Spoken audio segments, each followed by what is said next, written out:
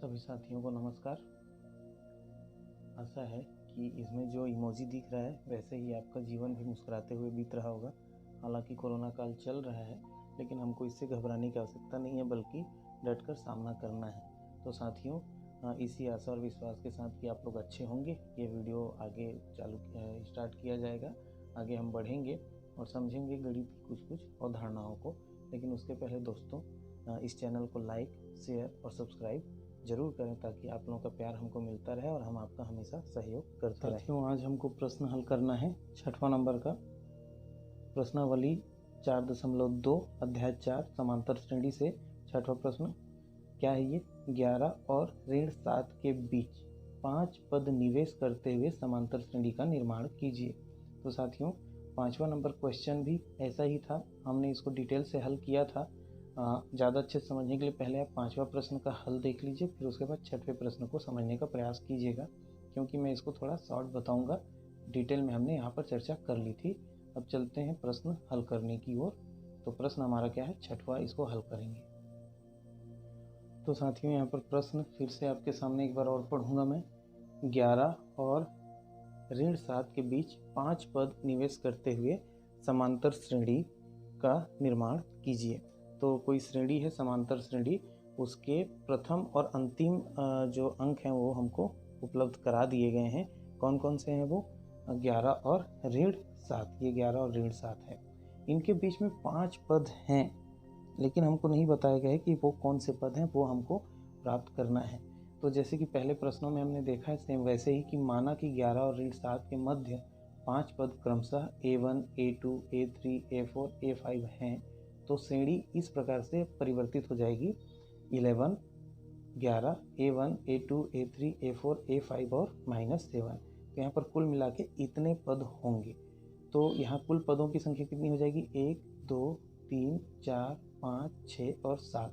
कहने का मतलब ये ऋण 7 जो है ये 7वां पद है, और 11 जो है ये पहला पद है, A1 जो है वो दूसरा पद, A2 जो है तीसरा पद, A3 जो है वो चौथा, ये 5वां, ये 6वां और ये 7वां। तो इस श्रेणी को देखकर हमको कुछ चीज़ें प्राप्त होती हैं। कौन कौन सी चीज़ें प्राप्त होती हैं? प्रथम पद A बराबर 11 देख लीजिए, और अंतिम पद मतलब -7, जो कि श्रेणी का 7वां पद भी है। हमने गिना था अभी, 7वां स्थान पे है, वो 7वां पद भी है। तो इसको हम हल करेंगे, अर्थात T7 = -7। अब इस T7 का विस्तारण हम करेंगे इस सूत्र की सहायता से, nवें पद का सूत्र Tn = A + n-1 × D से। तो यहाँ पर A + n की जगह पर क्या आ जाएगा? 7 आ जाएगा। तो 7 - 1 × D = -7। A धन 7 ऋण 1, D बराबर ऋण 7। लेकिन हमको पता है, हमने प्रथम पद निकाला है 11, इसलिए A की जगह पर हम क्या रखेंगे? 11। 7 में से 1 गया तो हो गया 6, D बराबर -7।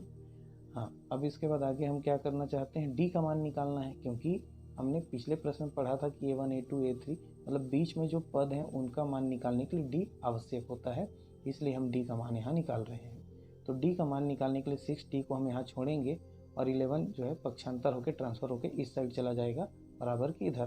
तो बराबर की इधर पहले से -7 है, 11 जो कि इसके सामने में कोई निशान नहीं है, मतलब ये प्लस है, तो उधर जाने से क्या हो गया? इसका माइनस।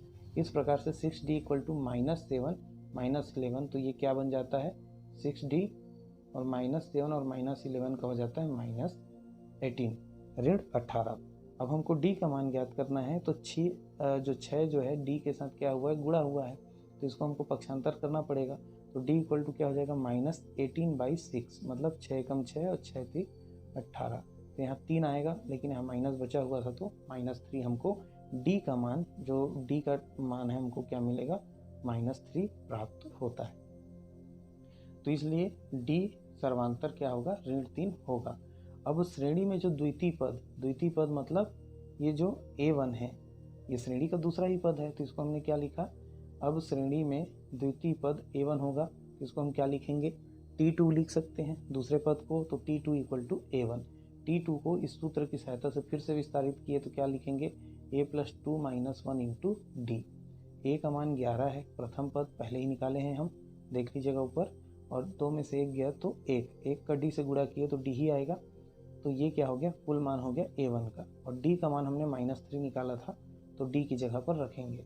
तो 11 ऋण 3 मतलब यहाँ पर उत्तर कितना आ गया 8। इसको हमने ऐसा किया कि 11 धन ऋण 3 बराबर A1 या फिर A1 बराबर 11 और ये माइनस और प्लस का क्या हो गया माइनस 11 ऋण 3, तो 11 में से 3 गया 8।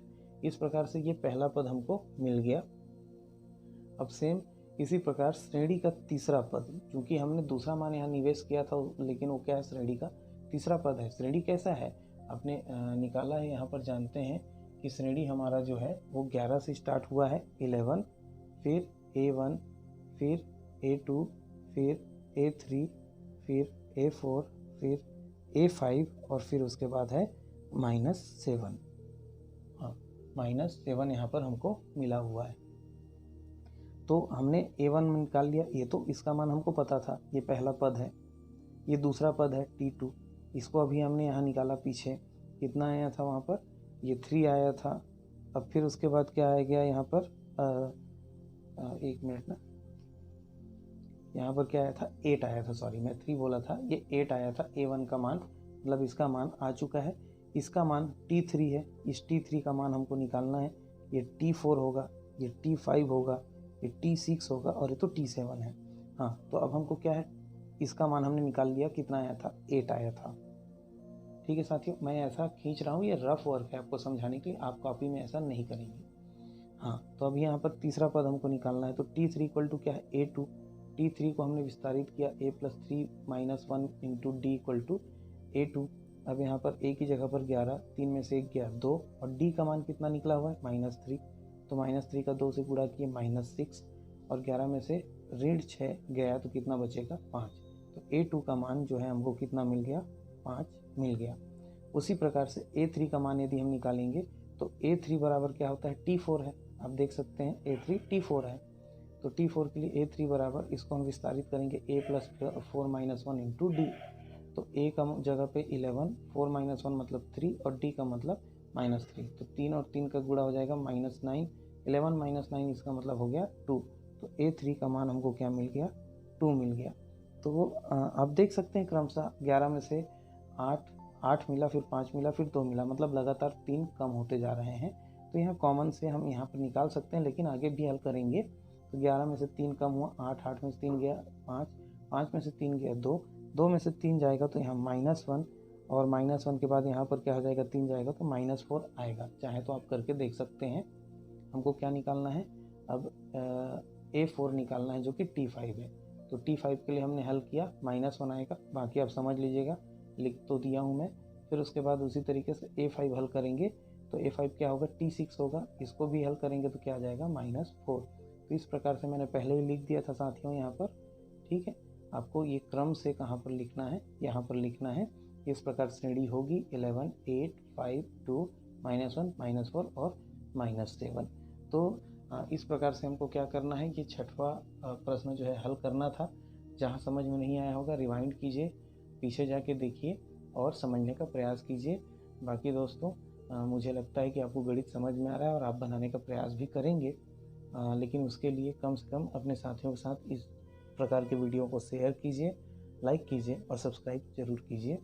आपका दिन शुभ हो, धन्यवाद।